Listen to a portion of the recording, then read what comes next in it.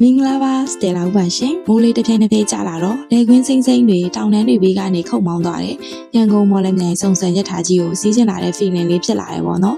မိုးလေးအေးချာကနေလေတဖြူးဖြူးနဲ့ပြောင်းမှုပြုတ်လေးစားလိုက်အသွန်းစာအုပ်လေးဖက်လိုက်နဲ့ရက်ထားကြီးစီးရတာအရန်ပြော့စရာကောင်းတာပဲအရန်ကြိုက်တာတစ်ခုကလေနင်းပလဲပူတာရောက်ရင်စားရတဲ့ဖတ်ထမင်းပဲဖက်နဲ့မှုံမွေးထမင်းပူပူလေးကိုပေါ့နော်ကြက်ကြော်ကြက်တုံအနှစ်လေးနဲ့အီးပြေးချမောင်ကြော်လေးကိုရက်ထားပေါ်မှာလက်အိတ်ဝတ်ပြီးစားရတာပေါ့နော်ပြီးရင်စတယ်လာတို့ကရန်ကုန်ဟိုသွားတာပဲဖြစ်ဖြစ်မော်လမြိုင်ပြန်တာပဲဖြစ်ဖြစ်ဘာဖြစ်လို့လဲဆိုတော့အဲ့ဒီရက်ထားပေါ်ကနေဒေါ်ဖြူထမင်းဆိုင်ကဖတ်ထမင်းကလေအရန်စားကောင်းတယ်ပေါ့နော်ဆိုတော့ရန်ကုန်ကသူတွေတော့လည်းဝယ်ရဖြစ်တယ်အိမ်ပြန်မော်လမြိုင်ကသူတွေတော့လည်းပြန်ပြီးတော့ဝယ်လာဖြစ်တယ်ပေါ့နော်စတယ်လာတို့ကအခုအဝေးရောက်နေတယ်ဆိုတော့ရန်ကုန်မော်လမြိုင်ရက်ထားစီးဖို့ကမဖြစ်နိုင်သေးပေမဲ့ဖတ်ထမင်းကိုတော့ရက်ထားပေါ်ကအရသာနဲ့တူအောင်ချက်စားဖြစ်လို့စတယ်လာလိုပဲဖတ်ထမင်းကိုစားချင်နေတဲ့သူတွေအားလုံးအတူတူလိုက်ချက်လို့ရအောင်စတယ်လာဗီဒီယိုလေးကိုတင်ပေးလိုက်တယ်ပေါ့နော်ဒီနေ့ကတော့စတယ်လာကအိမ်ကအမားတွေအပြင်ရန်ကုန်ကစိတ်ခန့်လက်ပြတဲ့အဲ့ဒီအမားနှစ်ယောက်လည်းရောက်နေရပေါ့နော်ဖတ်ထမင်းကလေချက်ကြော်အချိုချက်တုံအနှစ်ကလေးနဲ့ချမောင်ကျော်ငရုတ်ဒီအကျန်းကျော်တို့အကုန်လုံးအစုံရောပြီးစားတာမလို့ပေါ့နော်ဒီထဲမှာတမျိုးစီကို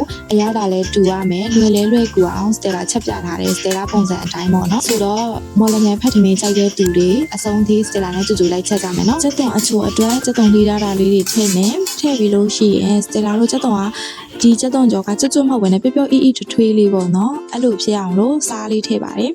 ်စတယ်လာတို့စီတက်တဲ့ခါဆိုလဲစားလေးထည့်တက်လို့ရှိရင်စီတက်တဲ့အနှစ်လေးတွေကပို့ပြီးတော့ဣပြီးတော့အနှစ်ပို့ကြတာမြင်နေပေါ့နော်ဆိုတော့ဒီနီးလေးကိုသုံးကြည့်ပါစက်တုံကြော်ပျော့လေးဖြစ်အောင်စားထည့်တယ်အယောင်လှအောင်လို့စနွင်းထည့်ပါတယ်နွမ်းလိုက်ရင်တော့ဒီစက်တုံအချူကြော်ရဲ့လိုဝက်ချက်ကတော့စက်တုံကြော်နည်းနည်းထပ်ထည့်တာပေါ့နော်ကျွတ်ရွအဲ့လို crispy ဖြစ်နေတဲ့စက်တုံကြော်လေးကိုထည့်လိုက်တယ်အယောင်တော့ကတော့စိမ့်မုတ်ကိုစတယ်လာကအဖူးတောက်တုံးထားတယ်အဖူးတောက်ကသူကအယောင်ကလှတယ်ရေးတယ်ဒါပေမဲ့လုံးဝမဆက်ဘူးပေါ့နော်ဆိုတော့အဖူးတောက်လေးတုံးထားတယ်ရေလေးနည်းနည်းထည့်ပြီးလို့ရှိရင်တော့ကျွန်တော်တို့တေချာလေးမှွေလိုက်မယ်အချို့အတွက်ကတော့စက်တာမှုန့်လေးနည်းနည်းတုံထားပါတယ်စက်တုံကြော်ကလေဒီလိုထွတ်အီလေးဖြစ်သွားပြီဆိုလို့ရှိရင်တော့ဒါရသွားပြီပေါ့နော်အဲ့ဒါဆိုရင်သူ့ကိုဖယ်ပြီးတော့သူ့မှာဒီမှာကစတယ်လာစီကအပေါ်မှာအရင်များနေတဲ့အထင်လို့လေစက်တုံဘက်တွေဖယ်ပြီးတော့ပဲအဲ့ဒီကစီနဲ့ချမောင်ကိုဆက်ကြော်ပါတယ်ဖတ်ထမင်းထဲမှာပါတဲ့ချမောင်ကြော်ကလေတောကြော်ပုံစံပေါ့နော်ဘာမှမပါဘူးစက်တုံနဲ့ငပိပဲပါတာပေါ့နော်ဆိုတော့မြစ်သေးပါလေးပစွန်6တွေအဲ့လိုမျိုးဟိုင်လုံးဝမပါဘူးဆိုတော့စတယ်လာတို့ဒီမှာ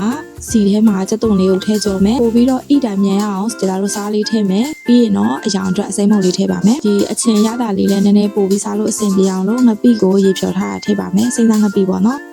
်အနက်လေးတွေမွေးလာပြီဆိုလို့ရှိရင်တော့စတယ်လာတို့ချမောင်ထည့်ပါမယ်ချမောင်နေနည်းနည်းအကုန်လုံးထွေးသွားပြီဆိုရင်တော့စတယ်လာတို့အရသာအတွက်စားနဲ့ချက်တာမောင်လေးထည့်ပါမယ်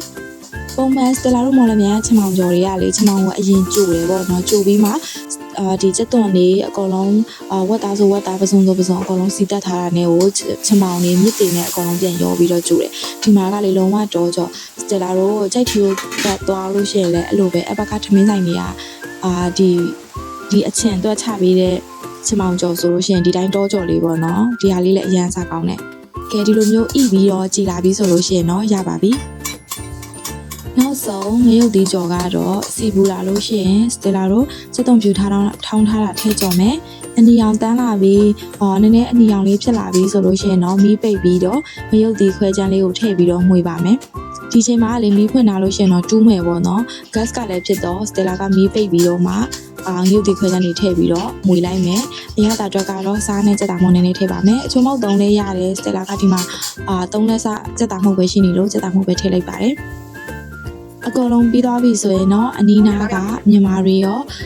ာဒီစတယ်လာတို့ဒီအဆောင်ဒီအောက်တိုက်အောက်မှာစောက်တယ်ပေါ့နော်တန့်ရှင်းလုပ်တဲ့အန်တီတွေရောဒီထော်ကိုင်းဦးလေးတွေရောပေးမလို့အတွက်စတယ်လာကဘူးလေးနဲ့တေချာထည့်ပြပါတယ်ဖတ်ထမင်းဆိုပေမဲ့လေသူများတွေကိုလည်းပေးလို့အဆင်ပြေအောင်ရောစားလို့ဒီရတဲ့သူတွေရတယ်စတယ်လာတို့မျိုးဘူးနဲ့ရလို့ရှိရင်အမပန်းချန်ရောက်ရင်လည်းစားမလားကိုကအလုပ်ကနေအပြန်ပဲမှာပဲစားမလဲအကောင်လုံးဖူးကောက်တွေမှာထိုင်စားလို့လည်းအဆင်ပြေအောင်လို့စတယ်လာကတော့ဘူးလေးနဲ့ပဲထည့်ပြီးတော့ပေးဖြစ်ပါတယ်အတူအမြုပ်အတွက်ကတော့စတယ်လာတရက်သေးနဲ့မော်လာဥလေးတွေကိုဒီလိုလေးလှီထားပါတယ်စတယ်လာကတော့ထမင်းကိုဒီလိုမျိုးမွှပြီးတော့ထမင်းနည်းနည်းထည့်တယ်ငရုတ်တီကြော်ကကြတော့လေတချို့တွေကအဆက်မစားဘူးပေါ့နော်စတယ်လာကအိမ်ကနေလောက်ထားတဲ့ငရုတ်တီကိုပဲကြော်တာဖြစ်တဲ့အတွက်အရန်ဆက်တယ်ပေါ့နော်ဆိုတော့ငရုတ်တီကြော်ကိုကြတော့ zip အိတ်လေးနဲ့ထည့်ပြီးတော့ဒီလိုဘူးလေးထည့်ဖြစ်ပါတယ်ကဲဒါ ဆိုလို့ရှိရင်တော့အကုန်လုံး ready ဖြစ်ပါပြီဒီ Stella ချက်တဲ့ပုံစံကလေရောင်းတန်းလဲဝင်နေအဲ့တဲ့လေးလာဖို့ရှိရဲဗာများအိတ်ခံရမလဲအစမပြေဒါလေးနဲ့သာလုပ်ပြီးတော့အိတ်ခံကြည့်ကိုအိမ်မှာဆိုရင်ဖက်ကလေးနဲ့တေချာထုတ်ပြီးတော့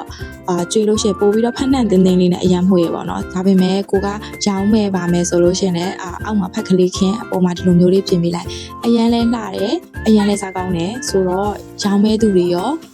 Stella လိုမျိုးအိတ်ခံခြင်းနဲ့သူများကိုလည်းကျွေးခြင်းတဲ့သူတွေအတွက်ကတော့ဒါဒီဟင်းကိုပဲရွေးလိုက်တော့ပေါ့နော်အများကြီးမစင်စားနေနဲ့ဟင်းအမဲ့အများကြီးမစင်စားနေနဲ့ဒါပဲချက်လိုက်တော့အရန်အဆင်ပြေတယ်ဒီဟာကလေ Stella ပထမတစ်ခေါက်ကချက်ထားတဲ့ဗီဒီယိုပထမတစ်ခေါက်စားထားတဲ့ဗီဒီယိုပိုင်လေးပါ